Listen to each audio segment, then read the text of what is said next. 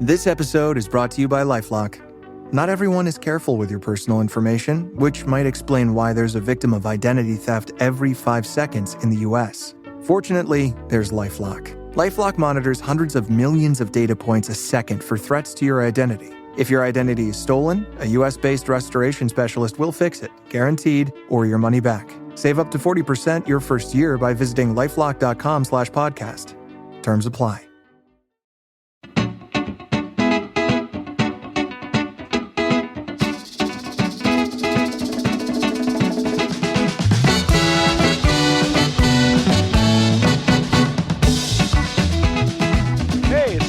Edition of the Terry's Talkin podcast. I'm David Campbell, your host. Terry Pluto is here.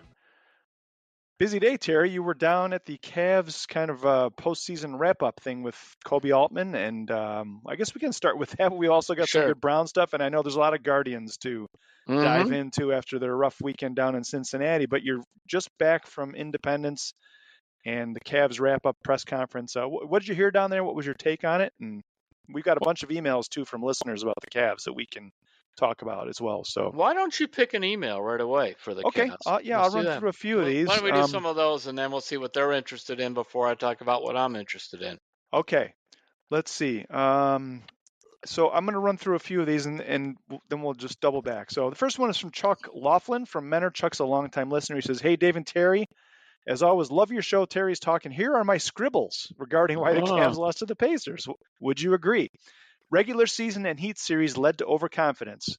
Garland's injury took away his strength, quickness, and change of direction, cutting down his ability to score and defend. Atkinson was outcoached. Carlisle made better and quicker adjustments, kept his players fresh. Atkinson didn't have his players ready for the fast pace and intensity of the Pacers. Atkinson went away from the offense that worked so well most of the season, ball movement and getting everyone involved, resulting in open looks for three-point shots. Went back to isolation, primarily by Mitchell, but also by Garland and Jerome, both of whom were ineffective. Mitchell was relatively effective in his ISO play, but that won't win a series." Okay, let's stop there. Okay. A bunch of these really are Garland-centric. The offense falling apart and trouble with the pressure from Indiana had to do with, shows how they were reliant on Garland to bring the ball up during the regular season, and how Indiana actually exposed a weakness in Ty Jerome's game, which I saw once in a while, about how he would, when he was pressured, he would just back the ball up the floor slowly, and when you're backing it up, you actually are only maybe seeing half of the court at the most, the right or left side, and so that was a problem for them. Where I do fault Kenny is that he could have helped could have helped Donovan with the ball handling, and this is something that Kobe Altman mentioned when I talked about this, talked to him at the press conference, that, even if it would have been having Evan Mobley come back to help bring it up, just to take some load off of him, because Garland was awful. I mean, whether it's the toe was certainly part of it, but and then he lost his game. Like, he would break the press, and then he went one-on-one. He wasn't moving the ball. We talked about that last week. It was really discouraging to watch him play. But I think a lot of the things there where the offense fell down or whatever, it showed how much they relied on Garland and how that kind of toppled it. All right, we got a few more. Chuck's got several bullet points here. His last few are: Jerome was exposed, his lack of quickness. Hunter and Mobley's effectiveness was diminished by their injuries, but hard to know how much. They appeared to be closer to form than Garland. Mitchell also was hampered by injuries, thus essentially taking away his outside shot. So thanks for that, Chuck. I'd agree with most of those. Yeah. I mean, there's nothing in there, so it's nothing outrageous. Okay. Yeah, there's a lot. There's a lot there. So here's one from Vince Graneri, and Vince lives in Cincinnati. He's a longtime listener. He says, "Hey, Dave and Terry, I found it useful when tempted to blow off a little steam to take a deep breath and sleep on it. Well, with the Cavs, that didn't work.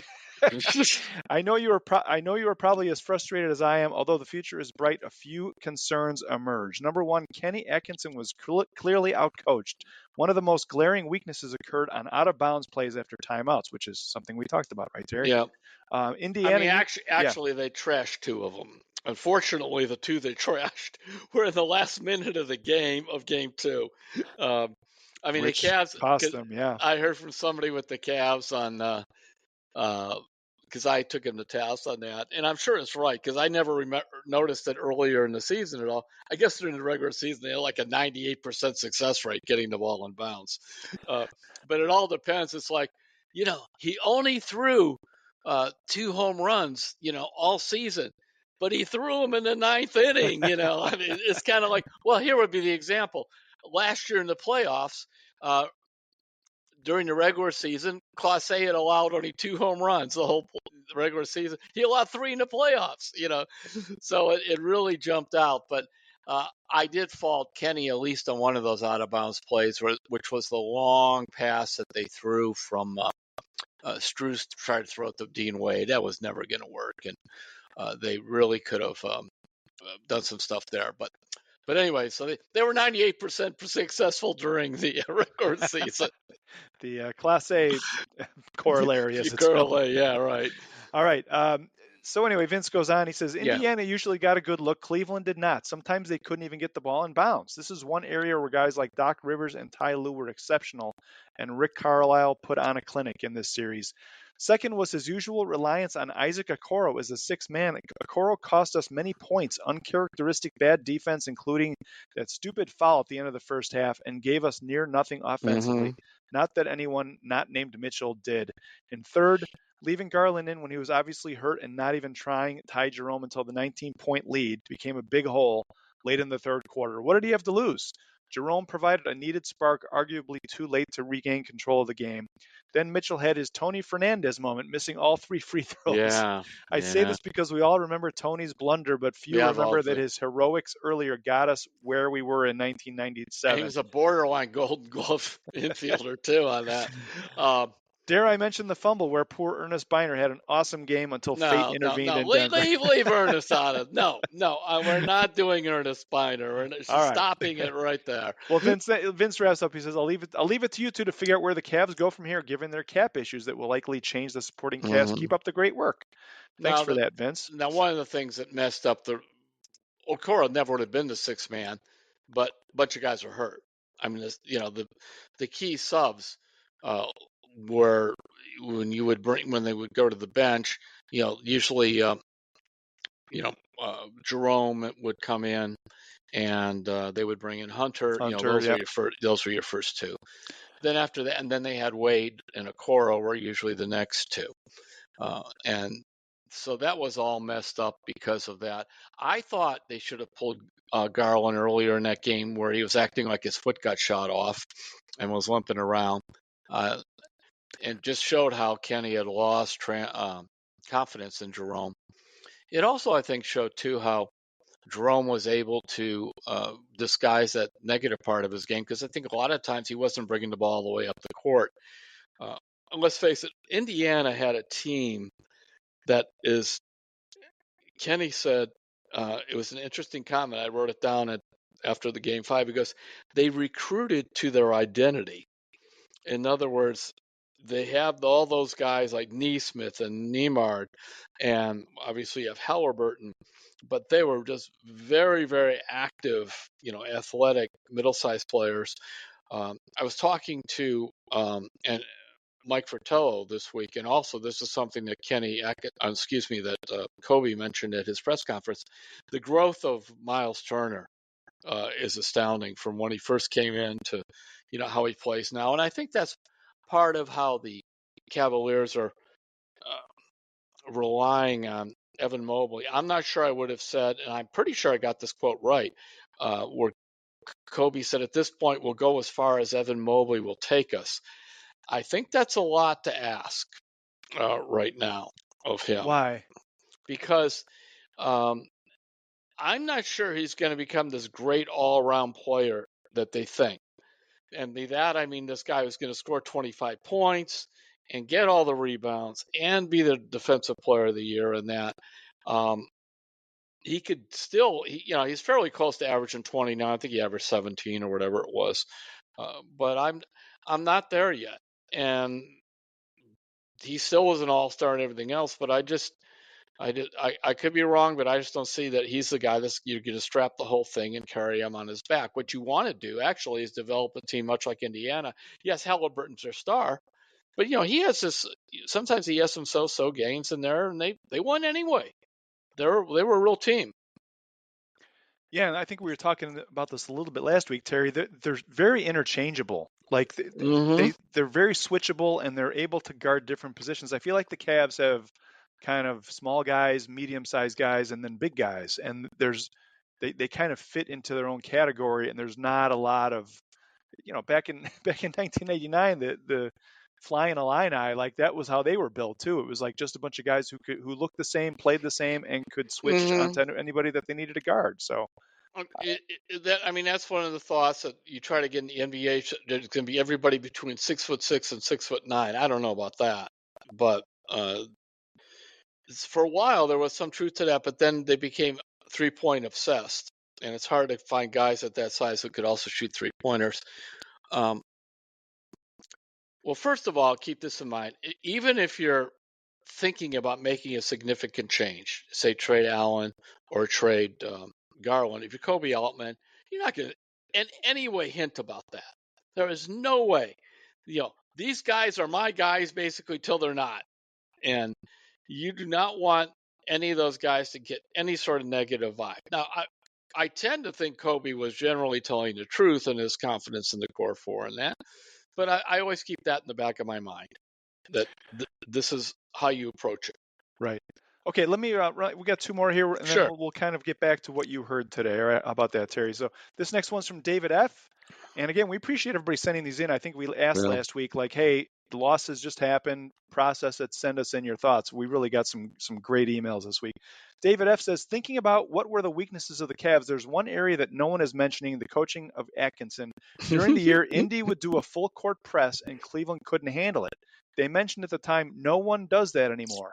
Well, heading into these playoffs, there needed to be a lot more practice on inbounding, handling the press, and basic little things that Carlisle emphasizes. I had hoped that they would have been better prepared for it. I like this team and the way they play. They have weak spots, but all in all, they are better and deeper than just about any team. Again, that's from David F. And then here's one last one from Joe Maroon. And Joe says, Terry, I love your writing on sports and faith and have many of your books. I grew up in Akron and now live in the Richmond, Virginia area, but still root for all the Cleveland teams and read sports on cleveland.com every day. Thanks, Joe.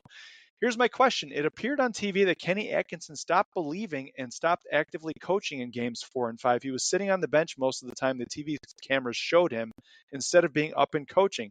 The team stopped passing the ball around and started having one guy dribble, then shoot, usually a three that they too often missed. I thought Coach Atkinson did a great job throughout the season to get them to play team basketball and make the pass to the open players. So what happened in round 2? Did you see it that way too? Thanks. And again, that's from Joe Maroon. Well, I think after the game 4, everybody should have just sat down at the bench at halftime and gone home. So I'm throwing that out. Yes. Yeah, I mean, Kenny's style, he isn't like up and around all the time. That's just not his style.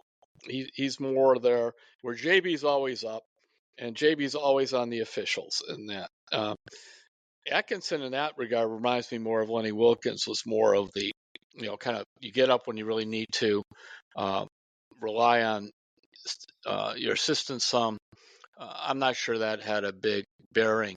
The big problem with why the offense, and this is a Lenny Wilkins term, discombobulated. I remember I had to look up how to spell it. We got discombobulated once a month when I was covering him about the offense, is that it was disrupted by Indiana, disrupted because Garland's with the toe, and Garland totally lost confidence in his game. Disrupted, and this is where he can maybe fault Kenny that he didn't find somebody else to help bring the ball up. By the way, you know who did it a little bit and did it successfully was Hunter. Yeah. DeAndre Hunter a few times. In fact, they had a group of guys out there where it was either Mitchell in the backcourt, but Hunter was the other guard, and they went big across the front with Wade and the two big guys, or they took out Allen and they had Okoro in there, but actually it was Hunter was playing the other guard, and that was when they got that big lead in the second quarter of the game, game 5, and but it's sort of, I think Indiana made some adjustments and took it away. But um, you look at this. Uh, Kobe is correct. I mean, the main guys on the team are between 23 and 28. Kobe's also correct about um, most playoff teams that go deep in the playoffs go through several years of a lot of frustration and pain. And that's how it goes. Uh, Kobe actually did not like my question about the two small guards and simply tossed it off on, well, Donovan and Garland showed that they could play well together in the regular season. I did counter with, but Kobe in the playoffs, what about that? Which he then tossed on the toe factor on Garland and let that go. Now, whether that is what exactly he believes or just what he wanted out there, I still am back where I was a year ago. I think we did do this in the last podcast that I'm not thrilled on the backcourt makeup. I'm just not. I'll tell you one thing, this shows if nothing else, you got to go get another guard that can handle the ball. He doesn't have to be great. Or he was sitting there and his name is Craig Porter Jr. and he never was used. Yeah, it's something they're going to have to think about. I should have gone through and put a list together. I was trying to think of how many guys Garland's size in the last 10 years have had a lot of playoff success. And I mean, you look at the Knicks and what's going on there with Brunson, but like you mentioned last week, Terry, they're different animals. He and Darius Garland are different. Mm-hmm. They might have similar height, but they play a different kind of game, and he's built like a He'll football player. kick your butt from one end to the other. Yeah. I use Jose Ramirez thing about how with Donovan, represents that. But he's kind of, built low to the ground and everything too. But Brunson, he'll just bully you. He really will. He's unique. And Darius, I did ask also because I kind of hit him with three quick questions about durability, and he said, yeah, he has to get stronger, but other guys, and he just did not want to get into Garland. Kobe, I mean. Yeah, it's tough. The wounds are still raw, and so I like to kind of do some hockey comparisons sometimes. The Toronto Maple Leafs, which play in this incredibly high pressured market in Toronto, people are fanatical about the team. The entire province of Ontario are just rabid fans. It's kind of like a little bit of Canada's team. They haven't won a Stanley Cup since 1967, and they won their division. They lost Game 5 at home in an embarrassing fashion to Florida. Then they won Game 6 on the road, came back for Game 7, and went out and laid an egg last night. And they're two of the best players are free agents, and everybody's like, time to blow it up, right? Like, this is not working. People were throwing their jerseys onto the ice from the stands at the end of Game 5. That's how embarrassed they were with the effort they saw that night. So anyway, there's like a life cycle of franchises, right? And it doesn't feel like the Cavs are at we need to make they don't feel this way, but you think they need to make some kind of a big change here this offseason in the backcourt, right, Terry? Am I summarizing that right? At the very they least, do something here. They either need to I'm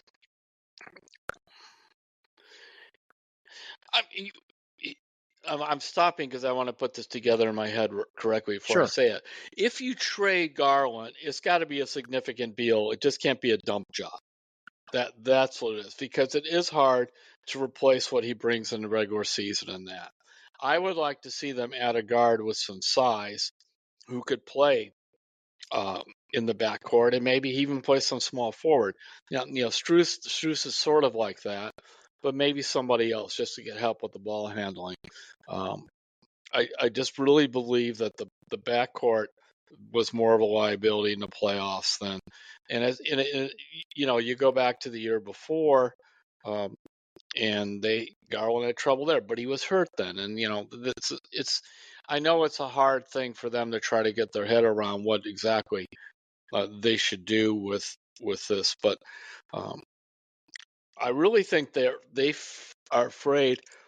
Their view now is they'd rather wait one more year and be gone too long with this group than dump out a year too early just as it's getting ready to gel. That's what I think where they're at. It's tough though. It's hard to go from good to great. And That's what they're going to be pounding their heads against the wall. I mean, Kenny Atkinson, part of the reason he didn't look as good in the playoffs is he just didn't have the roster he had in the playoffs. That was, I mean, the regular season. The regular season, they had no major injuries, none, zero.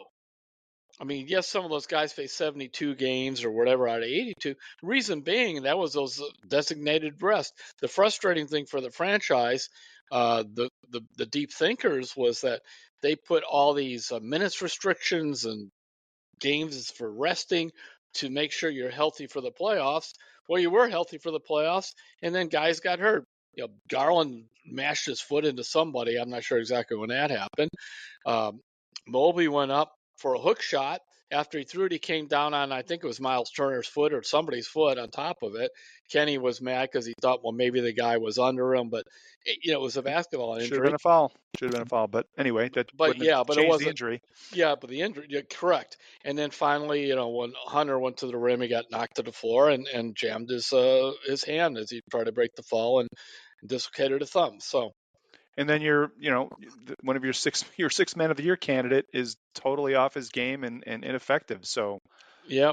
I can see why they feel like they have what it takes. It's like everything happened at the same time that went wrong all at once. And if you're a coach, there's only so much you can do. I agree with some of what our emailers are saying. Like they could have been better prepared. Yeah. But it might not have mattered. It might not have mattered with those injuries I mean, and it's just the like, limitations.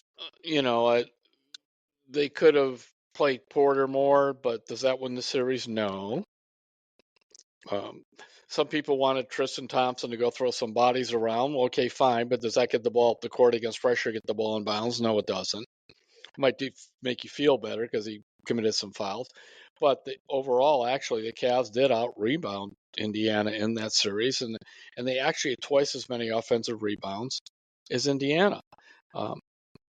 The thing that was, I think, defensively too, Indiana's, it's like controlled chaos, their offense. They just go flying down there, but the guys sort of know what spots they want to run to, and the ball just flies from one end of the court to the other, a little bit like how the Cavs were playing earlier in the season. And the nice thing there, for like, if you notice with Halliburton, there's not a lot of stress on him. He's not bringing the ball up against pressure. He brings it up sometimes he doesn't. He kind of hunts for his favorite spots to shoot, and they go. Indiana threw more passes per possession during the regular season than any other team, and they got the ball past half court faster than any other team. Thank you, Mike Fratello, for those stats that he gave me. And it looked like it when you watched them play. So a lot of what you're talking about, Terry, is the quote unquote mental toughness and mental stress that the Pacers put on a team. And you've been talking about potential moves, bringing in a bigger guard. But when it comes to mental toughness, like I guess it's the same thing. You can try and bring somebody in from the outside to add some of that, or the guys on the team now have to figure it out and get tougher. What is mental toughness, and how does this team get it? Well, one of the things you do as a coach, where you've been exposed with this pressing defense and things or whatever, is you design your practices more to bring that in. More pressure. I don't know how they because you don't see practices. Every time you walk in a gym, they're shooting free throws or something.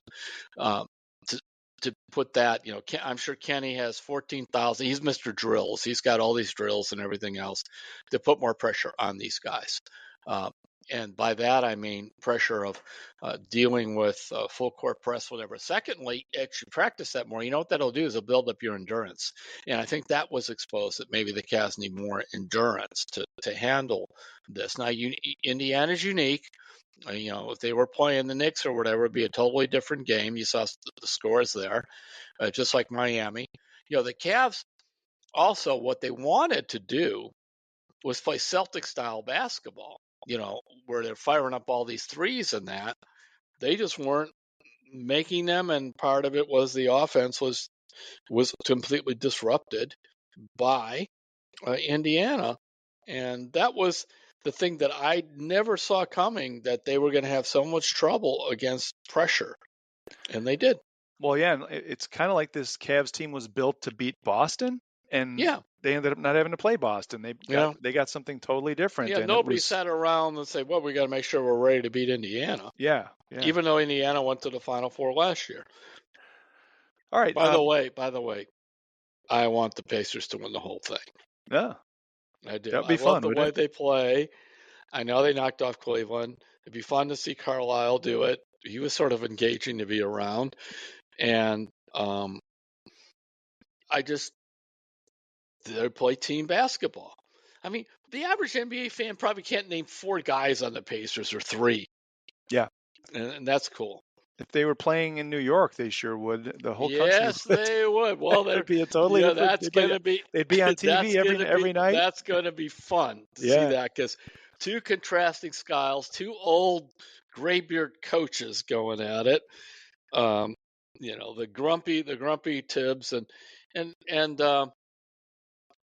Carlisle always strikes me just kind of bemused by things. It's like, like when he was accused, they said about Atkinson's complaining about the fouls. By the way, I thought that was a bad move by him, where he went back to that well about 3 times. Once is fine, possibly 2, but not 3. But I remember Carlisle goes, "Well, it's the first time in all these years we've been ever accused of being too physical." And then he shrugged and smiled. It's like, just like that. That was better than outrage or whatever. And you go, "That's right. Like, when did the Pacers become, the bad boy Pistons or something? I mean, when did this happen? Yeah. Or even the Knicks of a couple years ago. When did that happen?" Yeah. All right, I did want to mention real quick, we've been talking about mental toughness. There's some great reporting and writing by Chris Fedor and Ethan Sands about that topic over the last week. Our 2 Cavs beat writers, if you want to check that out at cleveland.com/Cavs. They also did a podcast last week, and we actually got an email about this, Terry, this idea that's been floating around about should the Cavs move Evan Mobley to the Bucks for Giannis. We have an email here from Joel, and he says, I'm not even sure it would be a good idea, but do you see the Cavs making a trade for Giannis? Maybe Jared and Darius, both of whom I love. Giannis would bring not only his talent, but also the fierceness Terry seems to think is lacking. Curious what you think. Thanks for that, Joel. I think Jimmy Watkins joined Chris and Ethan on the Cavs podcast last week, and they seem to think that Evan Mobley was the only way that Giannis would end up playing for the Cavs next season.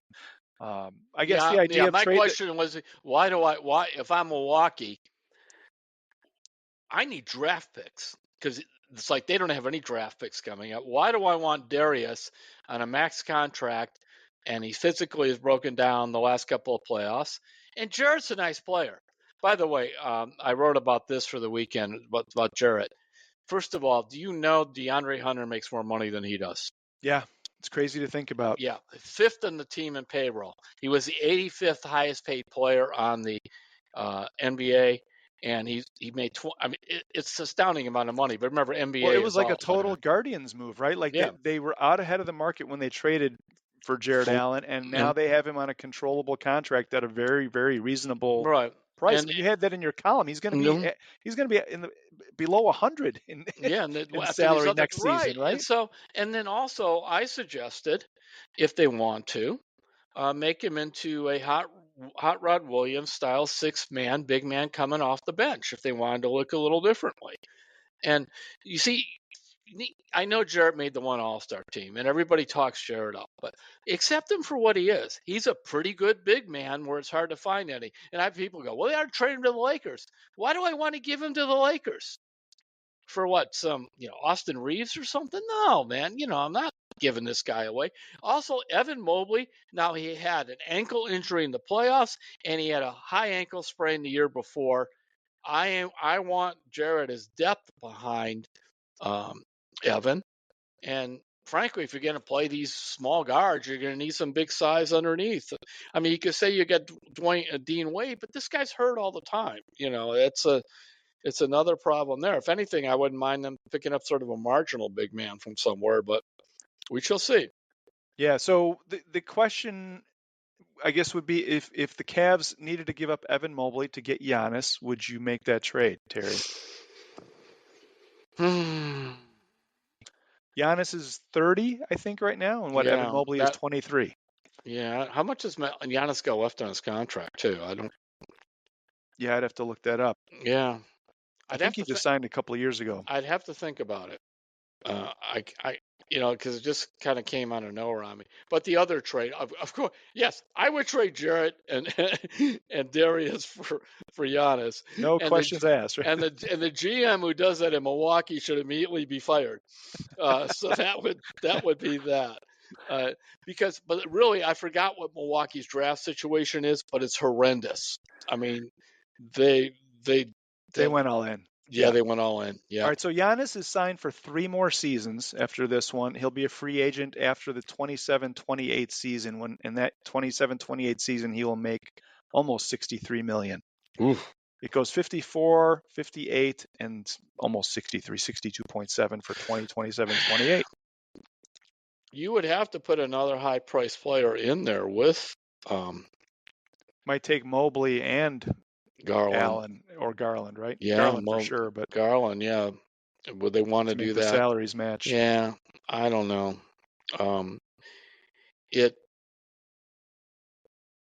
It's an interesting thing. I don't think it's going anywhere, but good for a podcast. Why not, right? Yeah. All right, and here's a little bit of a different question as we continue on the Cavs here. This one is from Joel. This one is from KK. We just did Joel. And KK says, Terry, I've tremendously enjoyed watching the Cavs play over the recent seasons, primarily for 3 reasons. They have a majority of players that have been with the team for over 3 years. Mm-hmm. They're really nice guys. And in an era of pro basketball, it's hard to find teams where we can say that's true. That's why I've been so easily able to embrace them. They play a good brand of basketball that's very skillful and team-oriented. They're fundamentally very sound. The problem I have is, why are they penalized during the playoffs for having to play a different brand of basketball? Because, quote, the game is officiated differently during the playoffs, and, quote, fouls that are called during the regular season aren't fouls in the playoffs. Playoff basketball is the brand that I can't stand watching. It's not fundamental. It's just how much can you push, shove, hit, and sometimes mug it and get away with. Nothing is defined, so the Cavs aren't used to playing that way. Plus, they're not very good at it when they try. I would love to have someone like you address this with the NBA. They don't change the strike zone in MLB or offsides in the NFL during the playoffs. I can see calling things closer, but not differently.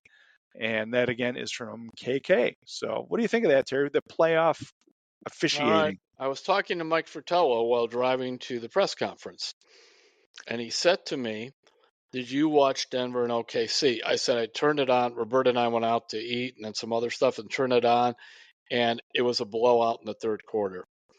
And he said they just allowed OKC to totally mug Jokic. And he actually echoed much of what was just written there by, was it KK you said? KK, yeah. Yeah. And by the way, when Fratello coached, he liked to have guys grab people and everything, but it was even a little much for him. And I said, yeah, some of these games are like the NBA of the 90s, which led to all the rules about grabbing people. You know, they were calling all these fouls away from the ball and everything else to do that. And, you know, if you want it, and you're an official in hockey, correct? Aren't you, yeah. David? Mm-hmm. I mean, if you want to clean it up, you can clean it up. You just call a bunch of fouls early and say, this is not going to happen. So would you like to see it change? Absolutely. Yeah. Yeah. Freedom of movement. And that, you know, one of the ways that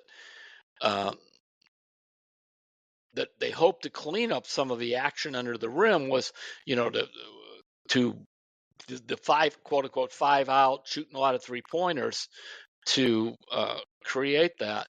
But I just, you know, some of those, and I forgot what game I was watching. It was one of the Knicks games, I think. That was brutal too. And of course, Indiana was grabbing and holding. Indiana's, you know, they're not like flat out dirty elbow to your jaw or whatever, but they do a lot of holding, grabbing jerseys and that. And, you know, fans hate it when the game is stopped by those calls away from the ball. But that is the only way to clean it up. And this would be one of those things where they always, in the beginning of the year, it's a point of emphasis. They need to tell people who are in the playoffs that, no, here's the point of emphasis. And wait till you see these calls in the first game or two. Be ready, boys. That's what I would do. You mean before the playoffs have a point, or are you talking about the season as a whole? Both. Because because it did change. I mean, I remember the Legion of Boom with the Yeah. Seattle Seahawks. They figured, well, we're just going to hold on every play because we know they're defensive backs. They're not going to call holding on us every single play. So But if you it's kind of the same mentality. but if you start calling it, otherwise that would be a standard strategy all the time.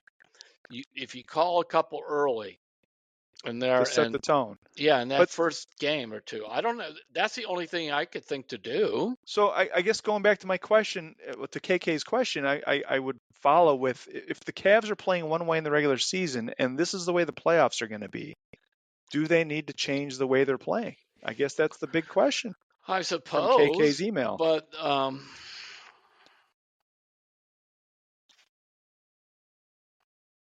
We're deep in thought here. right, I am, Terry's because I'm thinking about the Celtics. They didn't play that way. They won a title that way. That's true. They didn't play that way, and that's why I'm trying to go through my mind. Denver, when they won the title, did not play that way. So it isn't a guarantee of anything. New York did play that way, and then found they had to go trade for some more offensive players to try to win. They made their deal for Townsend and Noby and Bridges. They still have a defensive identity, but nothing like that group that faced the Cavs a couple years ago in the playoffs. So it only takes you so far. But I just didn't think in general you can clean this up fairly easily by just being.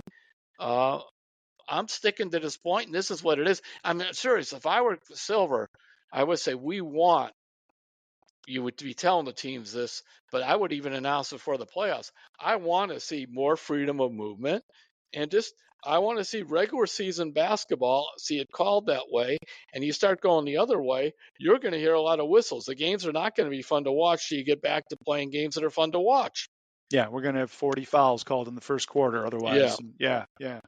All right, well, great question, KK. Thanks for getting us off on that discussion. All right, Terry, anything else to wrap up from the Cavs today when you're out there? Anything? No, I think that's it. All right. Well, let's take a break here. When we come back, we'll talk a little bit of Browns, and we've got to get into the Guardians, who are coming off a long weekend in Cincinnati. There's a lot to get into there in terms of changes that they might want to make here since we're getting close to June. We'll get into that and more when we return on Terry's Talkin. Hey, we're back on Terry's Talkin. I want to mention Terry's newsletter real quick, as we do every week. Check it out if you haven't. It comes out every Wednesday at noon. Go to cleveland.com/Pluto. Go to the blue bar at the top. You can subscribe there. You get 2 weeks free, and there's all kinds of great insight. It's always full of thoughtful analysis, contract stuff, behind-the-scenes things that Terry's hearing. So go check it out. You will love it. All right. Why don't we do the Browns real quick, Terry, since I've got some stuff queued up here. But they're heading into OTAs here the next couple of weeks, where all the quarterbacks and all the players who agree to show up. We're thinking all 4 quarterbacks are going to show up, even though it's kind of voluntary. I have a question. OTA stands for what? Organized team activities. What about a DTA? Disorganized team activities. Why don't they call it that? Yeah, that's you want to be organized, Terry. You don't want to be disorganized. That was in honor of Les Levine. I did that for you. There you go. Yeah, it's like a how come quickie. Yeah, how come quickie? Yeah. And then they'll be heading into mini camps in June before they break for the summer and then come back for training camp. So we do have a Browns question here from Pat Cleary. Pat's from Chicago. He lives in Chicago, but he's originally from Akron. Mm-hmm. And he says, hey, Terry, listening to and reading the recent draft coverage, I was wondering if you have a sense for how the Haslams view the 2016 era rebuild, given almost a decade of hindsight. Do they see the 0-16 and 1-15 years as the correct process that involved the necessary pain to obtain elite players like Garrett, Chubb, Ward, and the chance to select a QB at number 1? Or do they feel that the extreme rebuild was unnecessary? Knowing how the Haslam family feels about those years could give us an idea of what to expect over the next 1 to 2 seasons. Thanks again. That's from Pat Cleary. Thanks, Pat. I don't think they want to go through it again, or else you would not have seen them go out and get Kenny Pickett and sign Joe Flacco. I agree. They're basically trying to change the tires while they're kind of going down the road, right? Or I don't know they're doing more of a Guardians thing, the old Terry Francona was talking about threading the needle. We want to be competitive every year. I mean, that was the one thing that Paul Dolan insisted. He wasn't like, oh, you need to trade for this guy or whatever. But I was told this by Mark Shapiro, and I was told this by also Chris Antonetti.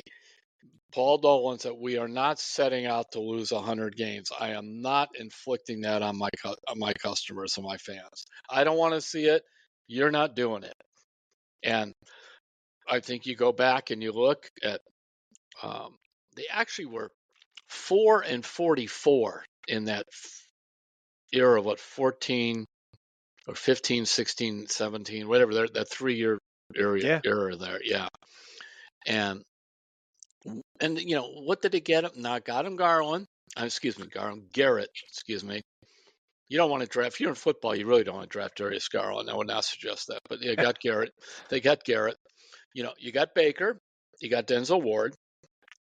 And you got Chubb. That was a Dorsey draft.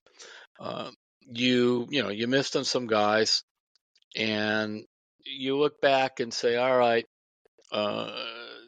where they really kind of fell apart is some of the trading downs that they did, especially that 2016 year.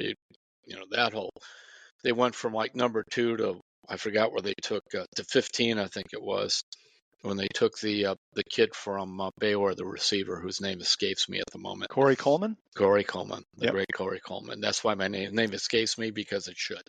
He was so bad, and the other guys from that draft. So I don't think they want to do that anymore. The other thing is, lurking behind some of their moves, and that is, I really believe that part of the reason they were so gung-ho on bringing Watson is because the stadium thing was coming up, and they wanted to see if they could, build up something, like we just talked about the Cavs, go from good to great. That's what they tried to do there, because they were good in 2020. They were not in 21, but there was a huge asterisk next to it because of Baker being hurt and the mess with Odell and all that. There was no reason to look at that team and assume that it was going to just be awful. But that's what they did, and I think they know now they can't turn around and go, 3-14 again. Yeah, and they don't want to. I mean, it's embarrassing for the whole organization to go 3-14, right? Like, and they have some players on this team, some good players, and I think they just feel like they're not going to put all their eggs into one person like they did with Deshaun. They're going to rely on strength in numbers, to quote the old Warriors motto. This is what they're going to do, and I think they've said it flat out. We're going to look for good football players, and we're going to throw them out on the field.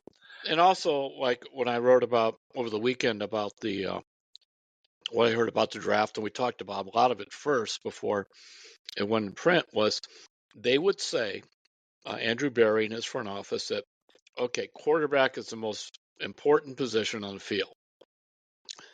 And we don't have a quarterback. We got a chance to draft 2, both successful in college. So we'll take 2, even though we have Flacco. When we signed Flacco, I'm speaking like the Browns, but we didn't know we were going to take 2. But why not take 2?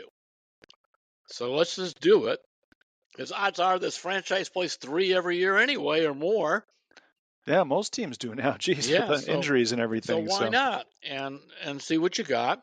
And you can always trade Flacco for a 5th-round pick, or Pickett for a 5th-round pick, or something like that. Anyway, so I don't think they want to do it anymore. And I think they look at it and say, was it really worth it? I think the answer is no. They got the one playoff victory.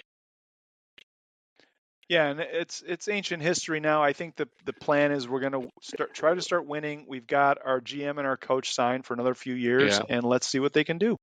And then they'll make a decision as those contracts start to run out. Let's see what we can do without the Watson hanging over everything. Let's see what we can do when we're allowed to draft again. This would be, again, speaking from the Browns, like not that I'm there, but just if I were running the Browns. And that would be exactly what I would say. All right, guys, the Watson thing was a big swing and miss. I just admitted it, So we got to dig out, what you guys did with the trade on draft day to start get some draft picks. Now let's see what you can do. Nobody's forcing any of these quarterbacks down your throat. You pick who you think. That's what I like. Pick who you think fits. Pick who you think. Develop them how you want. All right, you're football guys. Here's your job. Yeah, and as you wrote a couple weeks ago, Kevin Stefanski gets to pick his own quarterback for a And he's change. got So to be relieved by that. yeah. All right. Well, as we said, the Browns will be heading down the stretch here through OTAs and mini camps, and then training camp will be here shortly in July. So, all right, Terry, there's a lot to talk about with the Guardians. I don't think we've said this in a long time. The third place Guardians, Yeah. who are now behind the Twins and Detroit. I think they're 5.5 games behind Detroit, which is Yeah. off to a 31-16 start. The Guardians were swept down in Cincinnati, and Terry Francona over the weekend. They went 3 for 21 with runners in scoring position in that series. I didn't think it was that good. I'm serious. It seemed like they never got a hit with anybody in scoring position. And we do have an email here from Neil in Jamestown, New York. And Neil says, "Hey, Terry, I like your idea that on a typical baseball roster, a third of the players are exceeding expectations, a third are meeting expectations, and a third are falling below expectations. With that in mind, how would you size up the Guardians roster at the quarter marker?" So you go back to that 3 for 21 with runners in scoring position, Terry. Like there's some of these batting averages. Like Big Christmas is, I think, hitting 150. All right, Big Nolan Christmas. Jones 181. Big There's Christmas. a lot of guys in the All right. 100s here. First of all, we'll go through some of them. Big All right, let's do Christmas. They've got to send him to the minors. He's had 84 plate appearances. He's got 4 extra base hits, 2 doubles, 2 homers. In those 84 plate appearances, he struck out 27 times, and he's hitting 150. It's an embarrassment. It makes no sense to have him here. Please send him out, even if it means, and I'm not a big Jonathan Rodriguez fan, even if it means bringing up Jonathan Rodriguez. But I was looking at it thinking, well, you play him against lefties. Now, Jonathan is really having a nice year at AAA, where he's hitting 336, 812 OPS. So I said, well, he's got to be hitting lefties. If you're hitting 336 and you're a right-handed batter, you got to be hitting lefties. He's batted 20 times against lefties, Dave Campbell, and he has how many hits? 4. 2. 2. 2 for 20. He's hitting like 365 against righties, and he's hitting 100 against lefties. I'd probably bring him up anyway because I just can't watch Big Christmas anymore. Now, the other thing, you do have Lane Thomas coming soon. You know what I forgot? How bad Lane Thomas was hitting before he got hurt. He was 7 for 45. It's like, yikes. But I know we've seen it before. This guy's cold and then he gets hot. And and he does have a much better career batting average against lefties and righties. So that's probably the move they're going to make. Big Christmas goes down and Thomas comes up. Meanwhile, the guy we advertised here about a month ago, CJ Kafis, he is hitting 379 at AAA. 1.086. He's a left-hand hitter. So I broke down his splits. By the way, between AA and AAA is 371. I mean, he's just, he's not hitting a ton of home runs, but he is a hitter. He's hitting 286 against lefties, 396 against righties. That could be something coming up there. But the Big Christmas thing, that's got to go. Okay, who else you got? Well, I was going to mention about Kafis, Terry. I was looking at his May numbers, and he's batting 377 in May so far. And I think they played at Omaha over the weekend. Yeah. The last 4 games of that series, he went 2 for 3, 4 for 6, 3 for 4, 2 for 4. And I know you've been talking about how they're trying to get him more reps in the outfield. And I think he's played 13 games in the outfield this season, right? And 18 games at first base. So I think maybe they're trying to build up some of those outfield appearances just to get him used to being out there before they try. But do you think we're going to see him? I mean, you didn't mention him as somebody they should bring up. It'll be Lane Thomas first, obviously, because he's a veteran and has shown he can do it. But I mean, how far behind is Kafis, do you think? Well, I'm trying to find somebody that could hit a left-handed pitcher. And because I didn't know this, Guardians have faced lefty starters in 9 games. And Dave Campbell, what do you think their record is in those 9 games? 2-7? You got it. Look at you. Only a hockey ref would know that. That's right. No, they're 2-7. And so that's why I was looking like a Jonathan Rodriguez. I mean, they could bring up Kafis. I mean, we could probably send Noel out now. Then the other question is, the rest of the roster, who do you send down? And the other answer is, who would it be in the outfield? to send down. Mm-hmm. Well, I don't think Will Wilson's an outfielder, but he's not doing much either. He's a roster spot you could probably do without, right? Who are you thinking? Or you could do. They don't want to do it. Nolan Nolan Jones. Jones, 181, right? Yeah. Now he's had a couple of hits lately, but all right. Haven't done Earl Weaver for like 2 weeks, and so they have Nolan Jones with all the velocity off the bat and hard hit outs and that. And I remember one time we were talking to Weaver about something or other, and said about guys hitting the ball hard or whatever, and he's not getting anything. And Weaver he goes, "Well, if he'd hit the bleeping ball over the bleeping fence, that would solve that problem, or off the wall." He goes, "That works too." And he said, "I do understand. I mean, but he said, but sometimes, and I will." And it was a big guy. I can't remember physically. That's why I thought of it with Nolan Jones. He's a big guy. It looks like he should hit home runs. He's got, what's he got? 2. It's just, Nolan Jones, you got 121 plate appearances. You got 6 doubles and 2 homers. I mean, I don't know. Daniel Schneeman's got 6 homers. I mean, what am I supposed to say here? Yeah, well, Stephen Kwan's got 4. We mentioned the 3 for 21. Austin Hedges has 3. But yeah. you know how it works there. You go 3 for 21 with runners in scoring position. Like the Guardians are already the Bo Naylor and Hedges combination. That's like a hole in the lineup, right? Yeah. And probably always will be unless something changes. Like you can't afford to have 2 giant holes in the lineup. Correct, and that's why they need to do something very soon here. I think in terms of getting some numbers and production. If you want to do this, you send both of those guys out, Noel and Jones, and you bring back Lane Thomas and you try Kafis. Yeah, which we might see that this week. I mean, bring him up while he's hot. Why not? That used to be their thing. Never they tell me, bring him up while he's hot.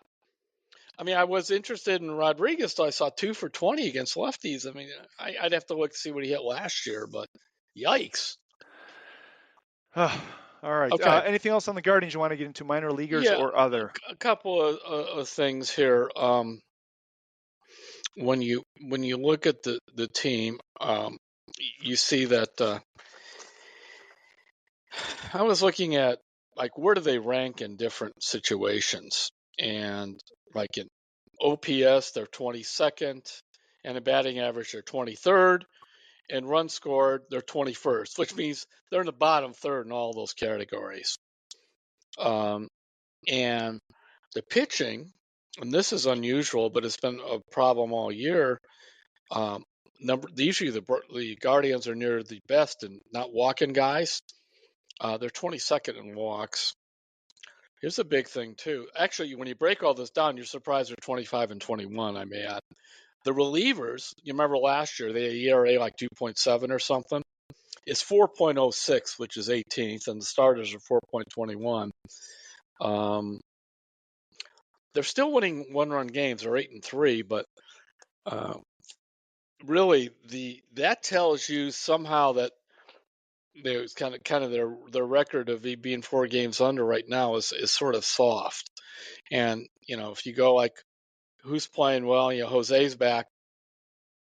Jose's amazing. 9 homers, 9 doubles, 887 OPS, 12 stolen bases. Still mad about being thrown out the other day. I mean, you know how he is. What do you think of Angel Martinez? He's hitting 294. You'd like to see more extra base hits, but he's got 7 extra base hits and 109 plate appearances. But I think he's a switch hitter. He's an infielder who looks pretty good in the outfield. I'm high on him, and so I want to make sure he continues this thing. If you do some of this switching that I'm talking about, that he continues to get some playing time. Manzardo, while the batting average is low, 221, everything else is good. The 10 homers and 25 RBIs. And I mean, right now, Manzardo leads the team in homers and RBIs. And he is supplying some protection for Jose. And you just look at some of this other stuff that I'm sure they were hoping that they would catch some lightning in a bottle with Nolan Jones. And even though Big Christmas did not have a good spring, they decided to bring it up and see. But it's not happening at all with him. You have to kind of come around to that. All right, for those of us, we've got these emails periodically about spin rates and guys thrown hard, not thrown hard. This I never saw coming. The phenomenon of Colby Allard. Are you ready? 17 innings, Dave Campbell. How many strikeouts does Colby Allard have? 6. Really? 6. And his ERA is 1.06. Wow. Okay. And he's allowed 12 hits. And he's walked only 2. And he hasn't given up a home run. And after I do this, he'll probably go throw batting practice at his next game. Nonetheless, that little crafty lefty, as they would call him, is doing a really good job. And it shows, we right now, Lively's on the injured list. I hope that's not serious. But it just shows you working the corners, throwing it over the plate. You can get some mileage out of that. Now, did you watch Ciccone the other day or not? I did not. I didn't get to see him. Okay. I was impressed. They should have pulled him after 5 innings. He had allowed 1 run in 5 innings because he had only thrown like 70-some pitches in the minors. And I know they tried to get him in the 6th, and he kind of fell apart in the 6th inning. He ended up giving up 3 runs in 5 innings. Struck out 8. Didn't walk anybody. He was thrown mid-90s. Looks like he could use a better breaking ball. But I could see, in the same way you could see when you watch the rotation, when you watch Ortiz, pitching. There's something there, and there's quite a bit to work with. Now we'll see if they can turn around and make that happen. But he was intriguing to me. He was part of the Josh Naylor deal. Remember, that trade really was Naylor for Carlos Santana, for Ciccone, and for a second-round draft pick next year. Competitive round B. Yeah, yes. Whatever it is. Yeah, right. Basically it's like a second-rounder. That was a trade.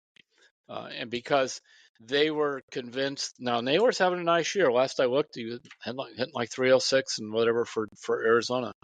They were convinced that they weren't going to sign him, and they were very worried about their starting pitching. Now, I've talked this guy up before, and I think he should be the next one to come up when they need a smart starter, and that's Parker Messick.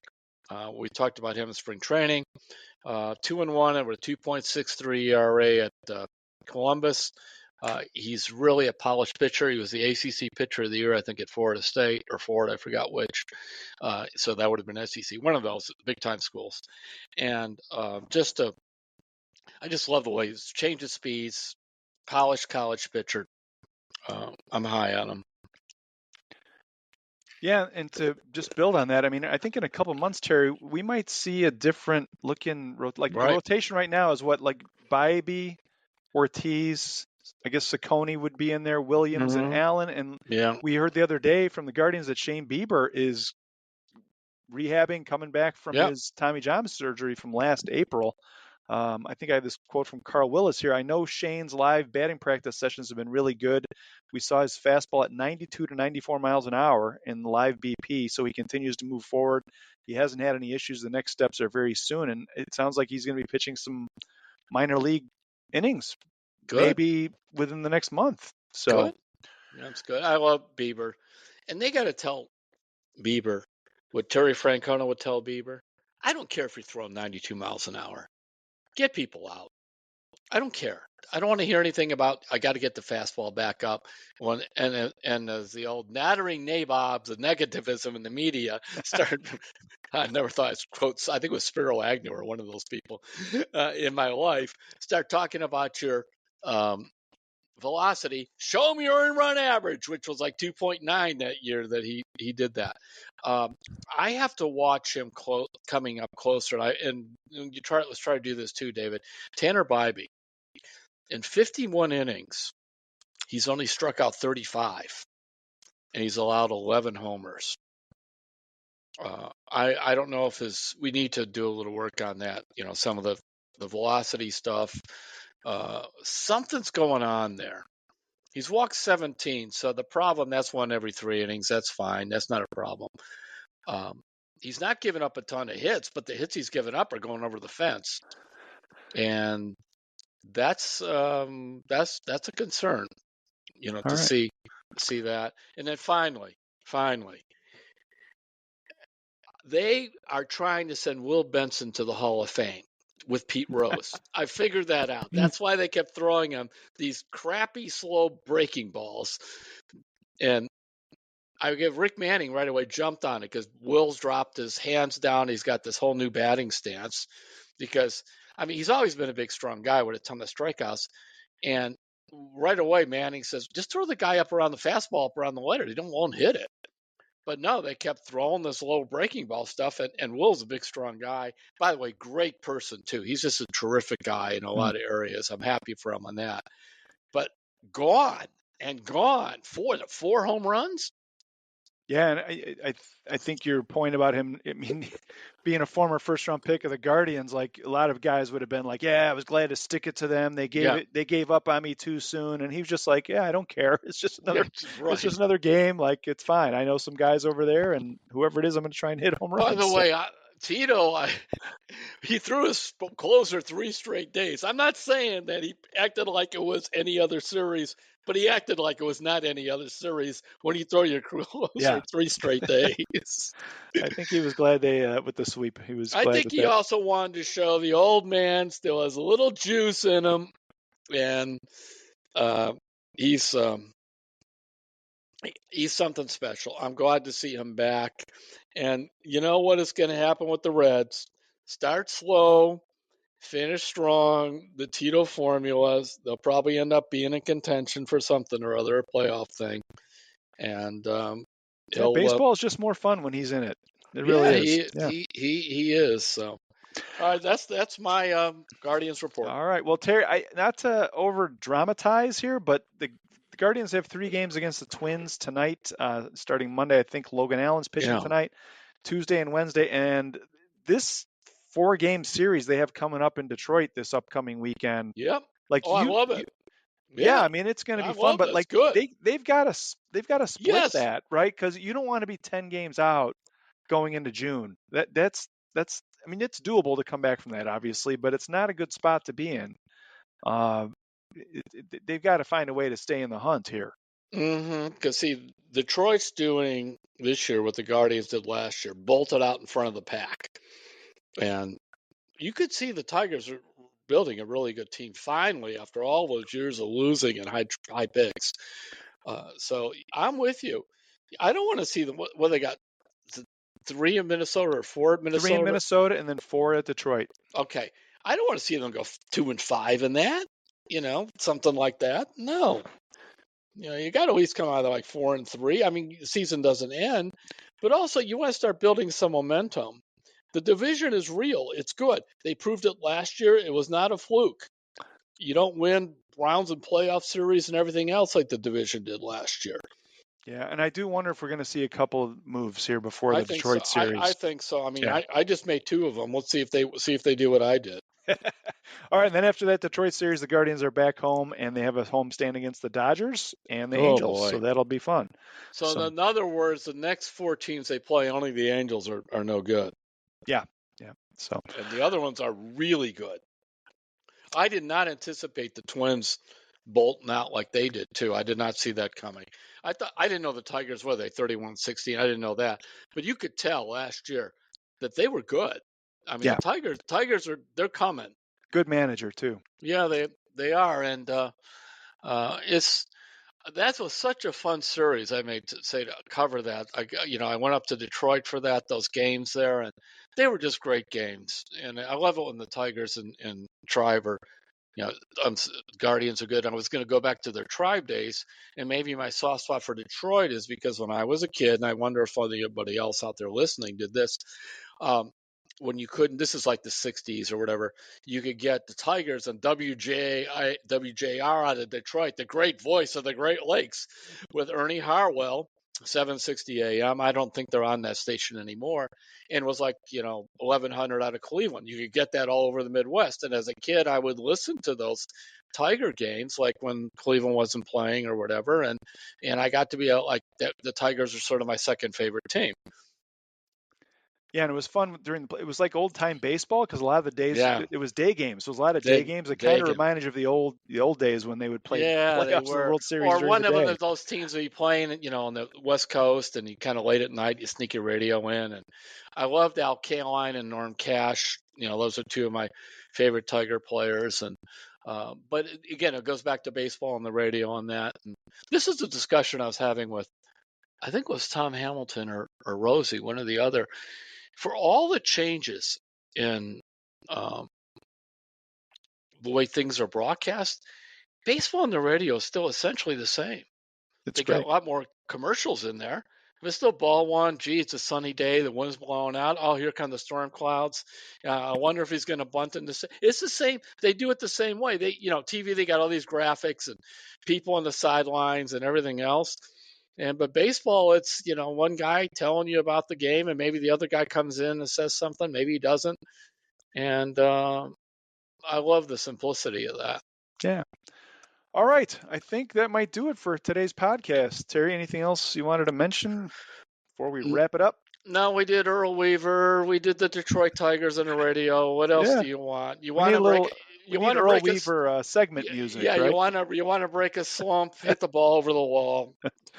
Hey, while we're on baseball, we have gotten some really good emails so far from listeners about Tom Hamilton. As everybody knows, he's going into the Hall of Fame the weekend of July 25, 26, 27. So we're looking for any Tom Hamilton stories you have, listening to him, meeting him, anything you want to share with us, send it along. We'll try and maybe do some of those in the upcoming podcasts as we head into the summer. So, all right, I think we're good, right, Terry? That is it. All right, we will catch you all next week. Have a great sports week. We will talk to you soon on Terry's Talkin.